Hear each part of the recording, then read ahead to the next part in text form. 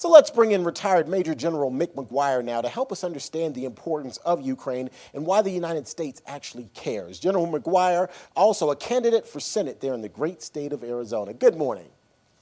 Morning, Terrence. Thanks for having me. Good to have you. So explain to us what interest the United States has there in Ukraine. Well, obviously, Ukraine having access to the Black Sea and a southern warm water port for Russia has always been a key strategic imperative. And Ukraine has been a great ally. But, you know, Terrence, the thing that troubles me about that clip you just showed with President Biden is you and I watched it. We don't take that seriously. After his withdrawal from Kabul and the total disaster we're having here on the border and our inability to do that, our inability to protect citizens in San Francisco and Chicago from looters and wanton lawlessness, Putin feels emboldened, and peace through strength starts with understanding that your words will be met with actions.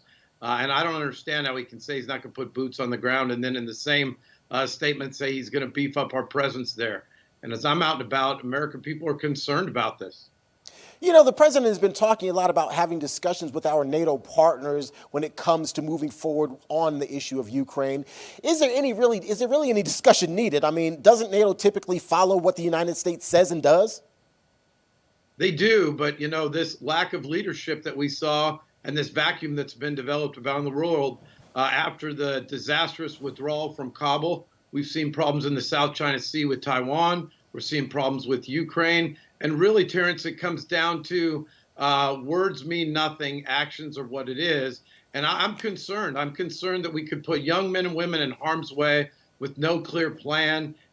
You know, we cannot do this under the authorization of use of military force. That's why I'm running for the U.S. Senate. We need people that understand just what a weighty decision it is to put soldiers and airmen, sailors and Marines in harm's way. And we need to have every elected official weigh in on this.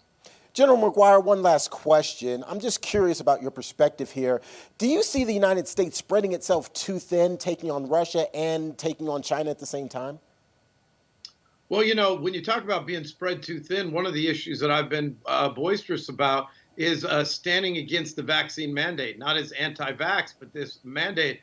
Think about it, Terrence. You now have problems in the Pacific, problems in Eastern Europe, and you're actually looking at discharging thousands of soldiers and airmen in the next few weeks over their reluctance to get what is analogous to a flu shot. None of this makes sense. It's why this incongruent policy has got to change. It's why we've got to get rid of the likes of Mark Kelly and put guys like Mick McGuire in the U.S. Senate. I need everybody's help. All right, and we'll leave the conversation there. I like how you got in the pitch for your Senate bid. Thank you so much. Always a pleasure to talk to you, General McGuire. Thanks, Terrence. Have a good morning, buddy. All right, you too. Take care.